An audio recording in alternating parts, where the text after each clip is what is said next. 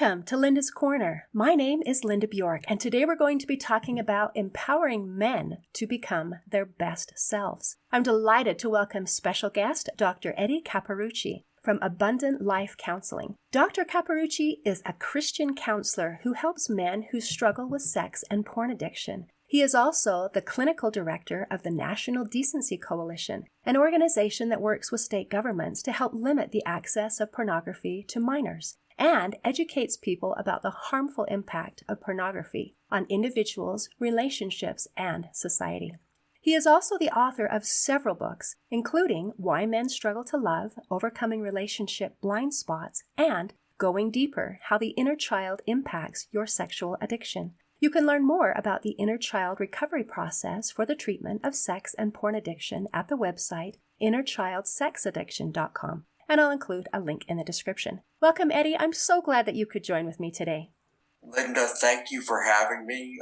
So it is a pleasure to be here, and that intro was very, very long. I'm sorry. No, but it's kind of your fault for being so awesome. You know, I looked at all the things that you could do, and I'm like, okay, can I shrink this? And what parts need to be included? And what parts are important? And I guess it's hard to sit and listen to all your awesomeness that you've done. So that's a true story. Sometimes it's hard to be able to accept your credit for the good things that you've done. So today I'm going to invite you to accept credit for the good things that you've done and to allow me to just say thank you. I appreciate it. I believe that what you do matters. So I graciously accept that. Thank you. Well, I just recently finished reading your book, the one that is Why Men Struggle to Love, and I loved it. I thought it was amazing. You boldly and unapologetically hold up a mirror and show people, particularly men, things as they really are. And that's kind of hard. It's kind of hard to take because we kind of have this euphemistic stories that we tell ourselves. And when you're faced with the truth and the reality, ooh, ouch, sometimes that can be painful. And one of the messages in your book is that emotional pain won't kill you. And that's comforting, but still, you know, our natural tendency is there any time that there's something that's going to be uncomfortable, I don't even want to go there. So why do you think it's so important for people and men, we're talking about men, to be able to see things as they really are, even if it hurts? What good am I going to get out of this? Well, the benefit of being able to sit with our emotional discomfort is the fact that it will keep us from running away from it and escaping. Because when we do that, most of the time what we do is we run to dysfunctional behaviors, which include withdrawing from a situation that we should be engaging in. It could be we become aggressive in wanting to shut that down. Or it could be that even worse, we go into maybe different addictive behaviors where we throw ourselves into our work, or we get involved too heavily with alcohol or drugs or, video games, or even sex and pornography. The inability to sit with pain, I believe, really is a core reason why there are so many people who struggle with addiction. Because they don't want to touch that raw nerve that could ultimately help them by giving them the insight they need to know why they suffer. That is so insightful, and I love that, and I want to talk about that some more. So before we go into the inner child and that depth of emotion, let's start just on the surface a little bit with some of those addictive behaviors, some of those things that are very, very common and very, very prevalent. So let's talk about sex addiction. Let's talk about pornography. A lot of men think this is no big deal because I'm not hurting anybody. So why is it a big deal? How does pornography negatively affect the individual who is participating in it, their relationship, and society in general? Right. Yeah, we could spend the whole time on that. But basically what it is, pornography, it distorts our view of sexuality. It distorts our view of relationship. It distorts our view of ourselves. Because especially with men, sometimes they're like, oh, you know what? I don't measure up. I'm not as good as some of the men that I see here on the camera. But worse yet is the way it teaches them to objectify women and men. It teaches them how to objectify. And for the men who sit there and say, like, well, it's just porn. These people want to be in this. And, I share a quick story with them. I say, well, if you think the women who are involved in pornography want to be there, and I will admit there are some who get involved because of the money, but ask yourself this question. When was that time you met that 12-year-old girl and you said to her, what do you want to be when you grow up? And she said, oh, I want to take my clothes off in front of a camera and have sex with strange men and women. I go, when did you meet her? And of course, no one's ever been able to answer that question. But then I also say, but you know what? I'll bet there are some little girls out there who would say something like that. But let me tell you something. Somebody or somebodies have hurt them very badly and have eroded all their sense of self-worth. So now they become older and it's like, oh, you know what? Maybe that is a better way to make money. They are broken. And all you're doing is you're contributing to that brokenness by driving the demand. So there are many factors also. I mean, the fact is that watching pornography, what it does, we've seen studies that it will impact the way you view your spouse. You may not find them as attractive or as exciting. So it can crush the relationship there. Women also, many women look at men looking at using pornography, and they now wonder, why am I not good enough? What's wrong with me? Why don't you want me? And so therefore it puts distance between them. Pornography also gets men to isolate. They don't want to go out and do things because they rather sit and watch porn. There are so many different factors that are involved. But overall, pornography is not healthy to relationships. Very much so. And I appreciated in your book where you talked about the amount of time it takes for a spouse to be able to get over that they've been betrayed by this. And it usually is not only the use of pornography, but the secrecy and the deceit that goes along with it. But it takes a long time. Far worse than anything. Right. Because if I can't trust you, we don't have a relationship. Right. Relationships are really based on trust. Okay, so it's not a good thing, and I know we could talk about this particular thing for a long time, but let's go deeper. And I love how you talk about this is a problem, but it's also a problem that people are attracted to because it is kind of a solution or a pseudo-solution to a deeper problem, where it's almost a self-soothing thing so that I don't have to face what my real issues are.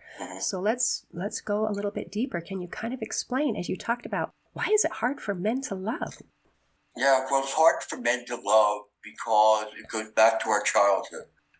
When we are growing up in the early ages of childhood development, there are several stages that we go through that teach us how to engage with people in a very healthy way. And what happened for a majority of men, especially those who struggle with an addiction, or those who just can't really be in a very healthy relationship, it's because they missed some of those very critical components that were needed. For example, attunement. A child is taught to attune when he sees his mother and his mother shows her emotion to him. Okay, she can see that, he can read it. He starts to pick it up. Mom's very happy today. Mom's a little off today. Well, if they're not shown that, they don't pick that up. So also the idea of trust. All right, can I trust my parents? I come to them, I have a problem, I have an issue, and it's like, I'm too busy. Leave me alone. I can't be bothered right now. No, a child crying and nobody comes to comfort. So therefore, that is like the trust. I can't trust those people who I need. When it comes to emotional regulation, okay, nobody teaching me why, just like stop it, but not explaining to me why I can't feel. And also the idea of the empathy, not being able to teach them to the person is going through. But I think of all of them, the worst is that inability to sit with the pain. So you have a child who, I have this distress, and I know I can't go to mom or dad about it because they're not going to help me. So therefore, what do I do? And what does a child do? A child doesn't have a lot of worldly experiences, and they're more emotionally based in their thinking than they are cognitively.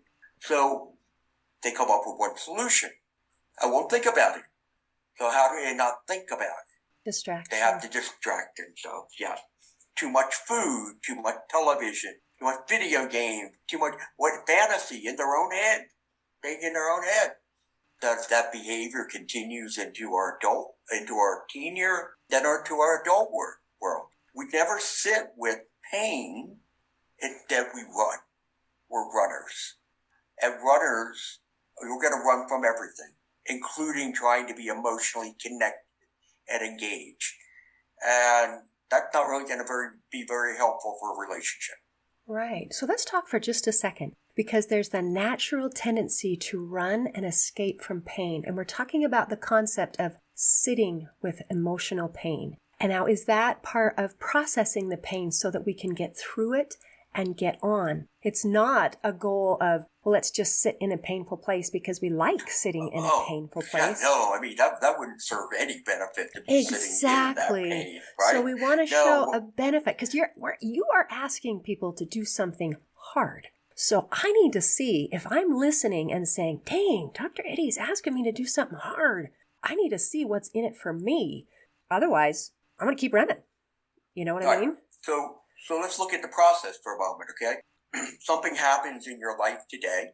It is triggering. It causes emotional distress. I believe our inner child gets activated when that happens. We're not aware of it. Kid reaches into a storage unit and he pulls out something that seems very similar to what just happened. And what that does, that compounds our distress and our anxiety increases. So now this is where, oh my gosh, I don't want to sit with this, where both people run. And what I say is, no, we're not going to run. What we're going to do is we're going to sit here for 5-10 minutes, maybe a little bit longer. And I'm going to see, what are the emotions that I'm really feeling? What has really gone, what am I going to? So maybe I'm feeling rejected right now. Maybe what happened, that guy, you're supposed to go to lunch with me, he cancels, and he says, I'm too busy, and just hangs up on me. I'm feeling rejected. And my little kid thinking about a time when he went over to our friend's house when we were 11, and he goes to knock on a door, and friend opens up the door, and you see a bunch of other friends in there, and like, what's going on? He's like, oh, we're just hanging out. Well, can I come in? No. My mom said I can't have anybody else, and slap the door in your face. And you go home, and you're feeling that. So now all of a sudden your intensity's here. But now, after I sit with it for a few minutes, then I have to go to the next step, Linda, and that is, why mine?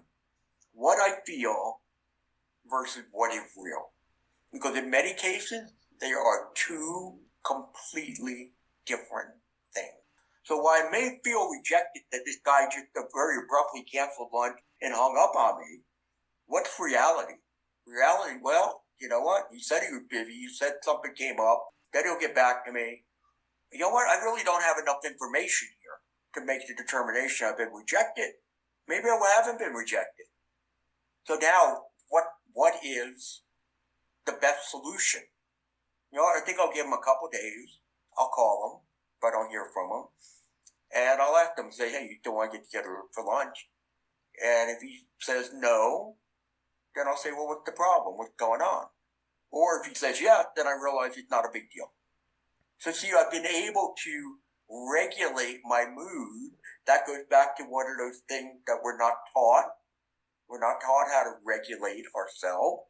So, and that's part of the problem. But no, we do not want to be sitting in that pain for a prolonged period of time. Wonderful. We want to move it over to why mine and how I feel versus what is real. How I feel versus what is real. And that, I think, is so important. Otherwise, we get stuck in the how I feel. Absolutely. And I loved in your example that you gave, this person who got stood up for lunch recognized that the feeling was rejection. Because that actually takes some emotional maturity. Because a lot of times we have that inability to tell what our emotions are. And it's Right. alexithymia, is that the word? Where we can recognize maybe one or two emotions. I can recognize anger, that one. I'm just angry, or I'm sad, or I'm happy. I mean, just keep it super simple. But to be able to recognize, why am I angry? Why? What was it that set me off? Takes being able to go a little bit deeper to be able to recognize, well, I'm not just angry. I'm not just mad that he stood me up. I'm really mad because I'm feeling rejected. And I think if we can get that deeper thing, it's easier to find the solutions. Because anger is actually, a secondary emotion. I feel angry because, there's a because in there. But in order to do that, Linda, you have to slow everything down. And that's part of the problem. We don't slow down. We're upset. And then all of a sudden it's like, I want comfort. I need comfort. I can't sit here like this.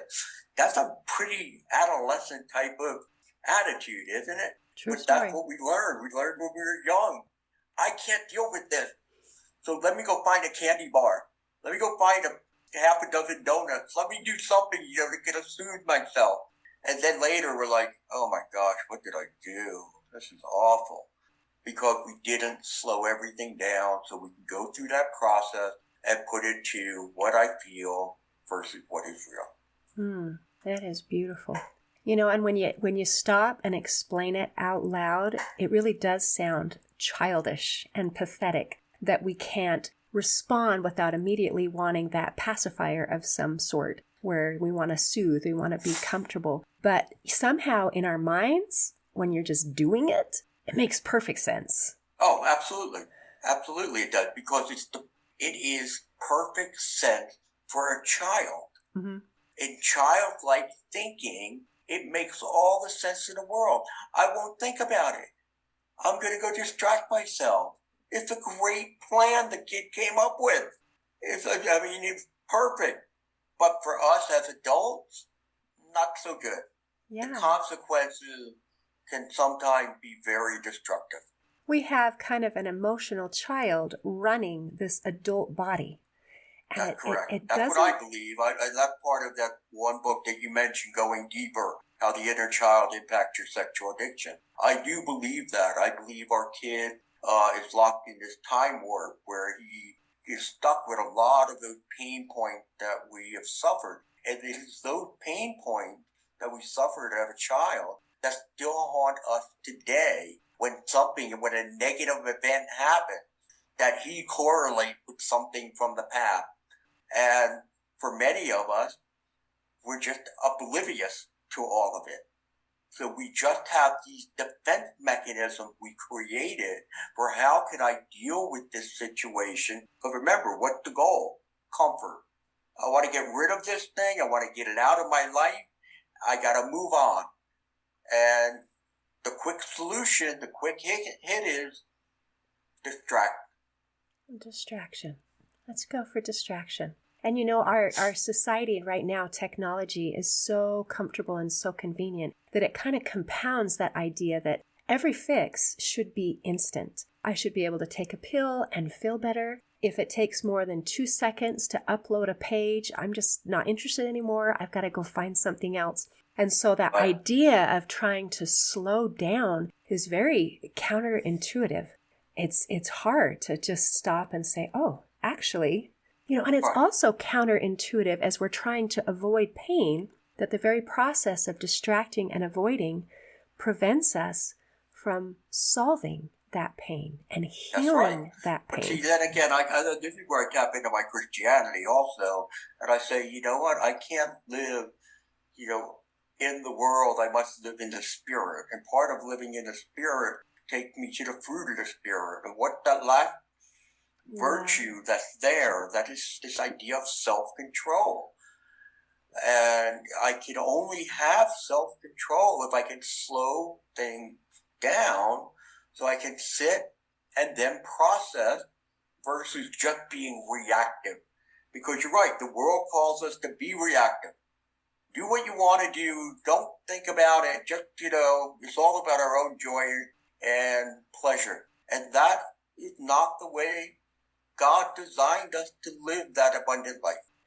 Isn't that interesting? Once again, things, there's almost a counterfeit. Like there's a counterfeit to true joy, and there's a counterfeit to things. Like if I'm selfish and I'm just doing whatever the heck I want, then that's a level of happiness, right? Yes, but there's a deeper level of happiness and of joy that is available. But we have to peel back that facade and that counterfeit to be able to get to the real stuff. Right. Well, you mentioned the word joy. See, there's no joy up here. You're right. There's a happiness, but it's always based on circumstances. And circumstances are going to fluctuate. When we have joy, no matter what our circumstances are, so we can maintain that. We may not be very happy at the moment, but I can maintain a sense of peace and joy that will allow me to, again, make the right decision about the way I respond to things. Okay, that is so brilliant. If you're in that state, that joy, that is personal empowerment.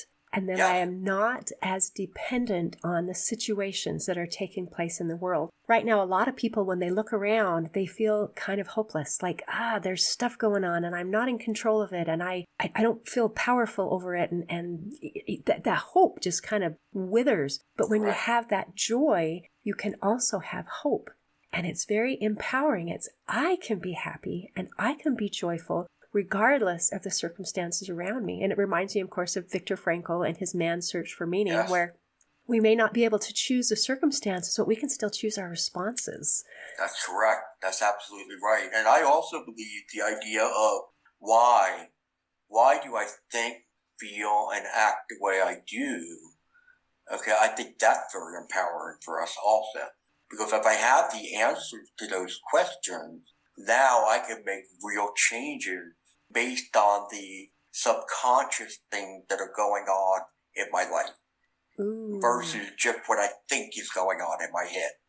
Doing a little research, asking why, and that helps to be able to move a little deeper. And part of the thing that you explain in your book, which I appreciate, is we have to be able to have a little bit of education. Because as you mentioned, there are some things that hopefully, if we have wonderful parents, we are able to learn from observing and through our interactions. And that is not always the case. Either they are, imperfect people like we all are, or they're distracted, or they have their own issues, or maybe they're downright mean. But we didn't get that education that we really need in order to be emotionally mature and to be healthy. So that's why we need to go and reparent the inner child. Reparent the inner child. Isn't that lovely? That way we can say, even if we didn't think our parents did an awesome job, then we can stop judging and saying, okay, now I'm the parent to me. Am I going to do a good job? Because we get another chance. Yeah, it's really funny, Linda. When people read, when they read the new book is coming out, I think tomorrow on Amazon, tomorrow or the day after. But when they go and they read you going deeper about the inner child, and they come in and we start to talk about it, the first thing they always say is, oh my gosh, I can't believe the way I'm screwing up my own kids. I mean, could they look at all of this and they realize they're doing the same thing that their parents were doing. And now it's like, I need to learn to change this. It goes back to, again, that education, the insight for how they can change. And as I told them, hey, even if you have adult children, you could still change a lot of it. Okay? You could have a very different outlook that they see and they wonder and they appreciate. And then to be able to sit there and apologize and tell them, you know what, I'm sorry, I did not give you what you needed at the time. I didn't know, I was ignorant, but I want to be here now for you. Wow, that would be amazing to be able to have the courage and the humility to go forward and do that. And I've seen it happen. I've seen it happen many times. And the response, like you just said, is, this is amazing. I can't believe Dad is doing this. I mean, so. It makes a difference. And I love that idea that we have a responsibility and to become aware and awake to that responsibility. And again, that's what you do as you're teaching people, is you're holding up that mirror and showing things as they really are. Because we kind of run on this autopilot where we have this story that we've written in our head about the way things are, and we just run on that. And it does not matter that it's completely disconnected to what's really going on until we wake up and look at things and say, oh, actually, and then you have a choice, because once you learn something, then you have a choice to act on it and to make those changes, or to once again turn and run away and pretend, la, la, la, la, la, I didn't hear anything, and still insist on being an immature child. Right. You bring up a really good point about the whole idea of the negatives that we have. We have a lot of what we call negative narratives. Okay, and those were messages that we received, whether directly or indirectly, when we were growing up. That what it does, it gives us the worldview of relationships, the worldview of parent, the worldview of ourselves. And in many cases, they're not accurate worldviews, but yet we carry them around like these weighted boulders, and we use them to impact our lives in the relationship that we're involved in. And in most cases, we're going to do it in a very negative way. Okay. So will you give me a couple examples of this negative narrative that we're carrying around? This again is going to go back to that question I asked at the beginning of, why do we want to face this? What advantage do I get? And I believe that one of the advantages is by recognizing that these negative narratives, first of all, that they exist, and second of all, that they're not real, that they're not true. Then we can let it go. And a lot of the pain that we're carrying actually is completely unnecessary, and we can let that go. So again, let's have some examples of some negative narratives. For example, a negative narrative is, I'm just not good enough. Okay, where you may have gotten from maybe a parent who was constantly criticizing everything that you do. Now, as an adult, you're very hypersensitive to criticism. Anybody who just even trying to make some sort of recommendation or whatever, or just a comment of like, did you leave that cup over there? No, not me, I didn't do that. Versus, okay, I'm just asking a question with that. People who feel that, the sense that I'm not lovable.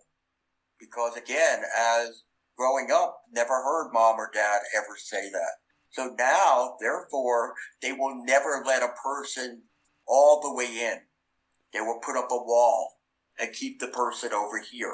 Because I can't let you in here. If I let you too close, I give you the power to hurt me. So that's just two. There are hundreds of negative narratives that we carry with us. It's not safe to share my emotion. Another one that many men have. Some women have it too. But it's like, you know what? Because when I was younger, and I start talking about it, it's like, stop. We don't talk about that kind of stuff. Or you know what? That's not what men do. Stop crying, this and that. Like, okay, so I won't share my emotions. So I start to cut them off.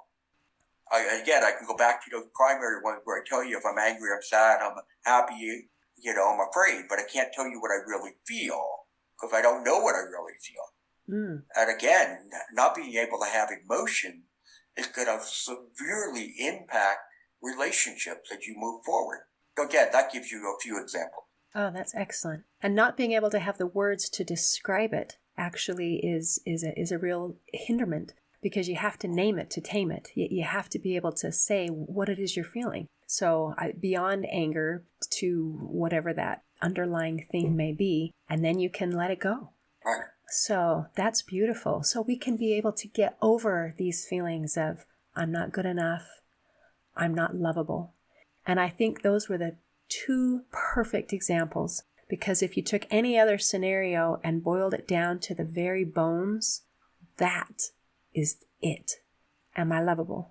Am I good enough? Those basic things. So now that we've discovered that I have this negative narrative going on in my head, what's the next step to being able to get rid of it?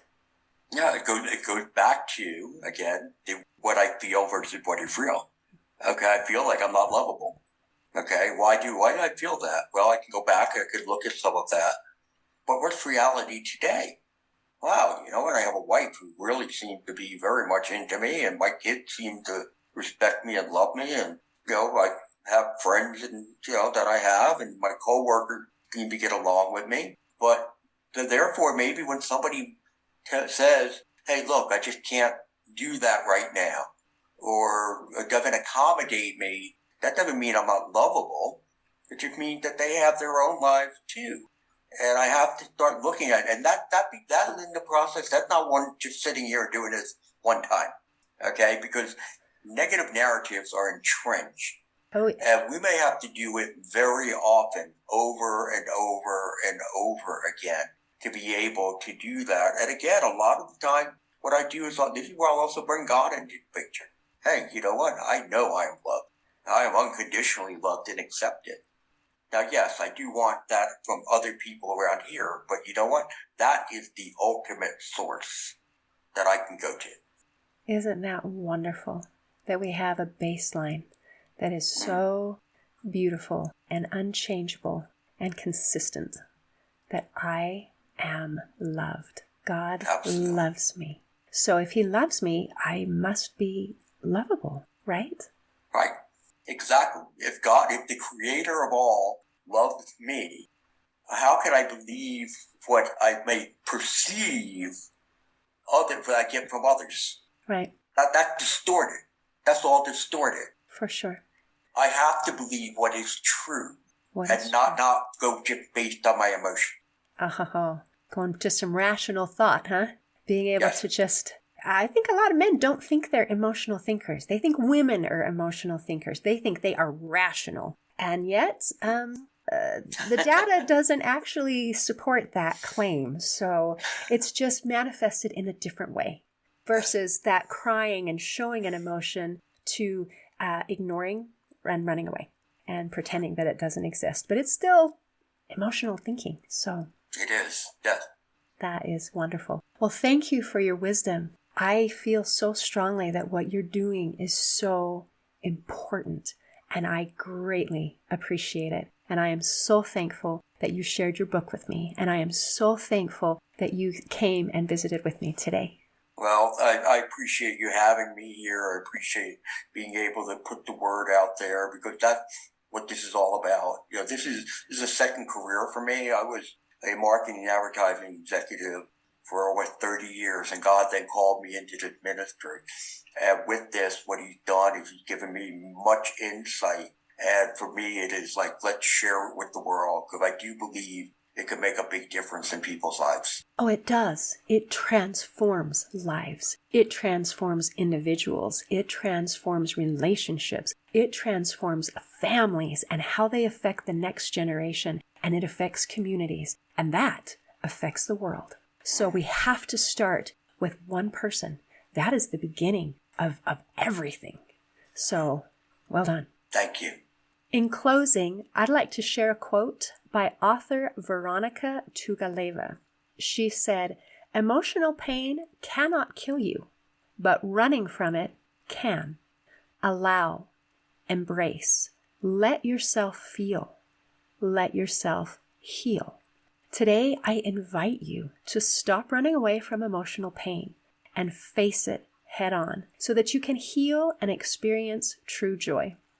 Thanks for listening. If you enjoyed this episode of Linda's Corner, please share and subscribe to help us reach new listeners. I also invite you to check out my nonprofit, Hope for Healing, at the website hopeforhealingfoundation.org for free ebooks, free audiobooks, and other free resources to help increase happiness, build confidence and self-esteem, strengthen relationships, manage stress, and calm feelings of depression and anxiety. I also invite you to grab a copy of one of my books, like Crushed, A Journey Through Depression, or Amazon bestseller, You Got This, an action plan to calm fear, anxiety, worry, and stress. See you next time on Linda's Corner.